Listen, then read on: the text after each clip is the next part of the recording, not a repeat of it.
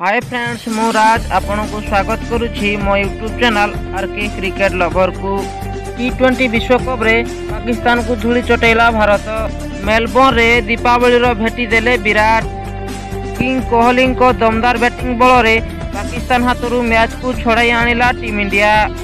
Winning hero Virat Kohli को नहीं एबे सबुठी चर्चा। कोहली को धुआंधार 82 रन बल रे 4 विकेट रे विजय होईछि भारत। शेष पर्यंत रक्षणात्मक शो देखाइथिले कोहली। गोटे समय पाकिस्तान सपक्ष मैच थिबा बेले छड़े आनिथिले विराट कोहली। से 53 बॉल रे अपराजित 82 रन करथिले।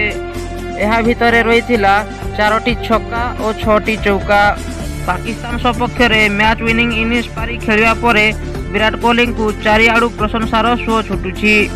तांकु शुभेच्छा जणाइछंती प्रधानमंत्री नरेंद्र मोदी।